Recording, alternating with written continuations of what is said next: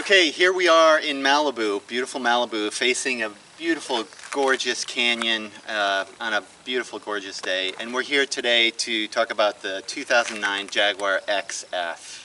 When Jaguar launched the XF in 2007, it represented a pivotal leap forward for a company previously known for its traditional styling and questionable engineering. The XF's styling was bold and modern, where its predecessors had been staid and rooted in the past. And this car was so full of modern technology, compared to the Jaguars of old, it helped to firmly position it in competition with its German competitors.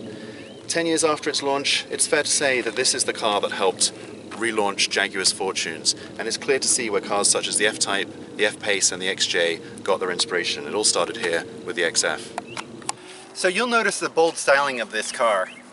It stands head-to-head with BMW, Mercedes and Audi, and Jaguar did a great job of bringing this car into the 21st century. But that's not to say Jag doesn't have its own identity. The square front grille is very reminiscent of the original 1968 XJ, and the trunk lid has a chrome blade, also a throwback to the previous Jaguars, but that's where the retro styling ends, thank God. So under the hood we have a 4.2 liter V8 engine that produces about 300 horsepower, and 0 to 60 is about 6.2 seconds. So it's not too bad for a sedan. So there's pretty ample room in the back seat. Unfortunately, my head is hitting the top here. I'm 6'3", but you know, otherwise I think anybody who's a little bit shorter, there's plenty of ample room in the back seat. And the seat can move actually forward, so I have pretty good leg room too. So the trunk space on the Jaguar is actually quite spacious. Let's take a look. Yeah, it's pretty good in here, Walter. It's lots of nice space, and the split seats as well. Thanks, Miles. Inside the car you get a lot of what you would expect from a Jaguar. Plush leather, rich wood and quality fittings. But again, this isn't like any other Jag you've been in before. This is a futuristic take on the Jag formula. There's a start button, and when you press it, the Jaguar drive selector rises majestically out of the center console, and the air vents appear magically from the sleek dashboard. This is a Jag alright, but it takes a little getting used to. One of the first things you notice is the quality feeling of this interior, just as a Jaguar should be. This touchscreen has a navigation system and a Bowers & Wilkins sound system that sounds great. And this is a great example of a wood interior that feels modern. So, because this is a luxury car, the handling isn't, you know, as responsive as, you know, a sports car. And I guess I'm always trying to compare cars to sports cars because that's really where my heart lies, in sports cars. But, you know, Miles, this is a very luxurious car, and even though the steering is a little bit numb or dead, it handles really well, I think. And I really do enjoy driving with the paddle shifts.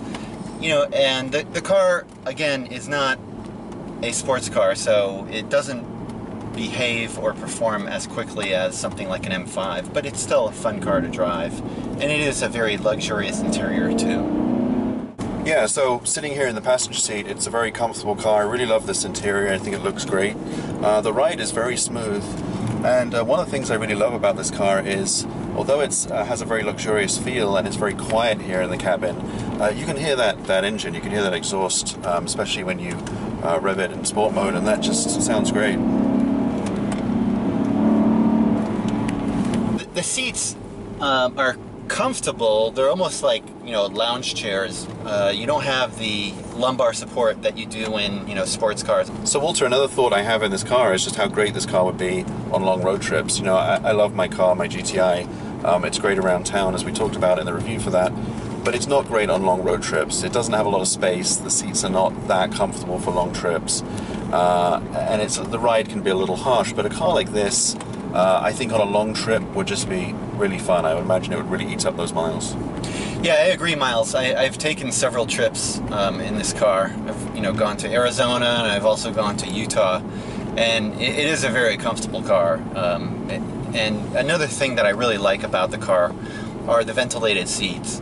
And on a hot day, you know, to have that extra ventilation in your seat, it's just really refreshing. Alright, so first impressions, Walter. It's very comfortable. I like this driving position, and it's got a lot of power. You know, it's kind of surprising. For a big heavy car like this, you wouldn't expect the kind of power it has. In fact, I'm almost a little bit afraid to put my foot down. I really like these paddles as well. They're actually a really great size. They're bigger than my car. They're not as big as the Ferrari ones, but they're mounted to the steering wheel, so when I'm in a corner like this, I can downshift, and that feels really nice. Brakes are very responsive. You're right, the steering is a little lacking in feedback, but that's kind of what you expect from a big luxury sedan. So let's talk about the good, the bad, and the ugly of this car. So first of all, the good. I think the car looks great. I love the styling of it. It was designed by Ian Callum, who also designed the Aston Martin DB9 and the Vantage and the Jaguar F-Type. So a pretty great track record. I love these lines here on the hood. I think they're very aggressive. I think the engine's good. V8 engine, very smooth, lots of power, always available for you. And then the interior. We talked about the interior. Very nice. Has that Jaguar quality to it, but in a very modern and sleek way, and I really like how they've updated it for the 21st century. Walter, what about the bad? Now, I guess I'm not being fair, Miles, but this car doesn't handle like an M5. You know, when you downshift, it kind of hesitates and kind of doubts itself, I think. And then when you're driving aggressively and it's in sport mode, and you are really accelerating, it takes far too long for it to shift into a higher gear.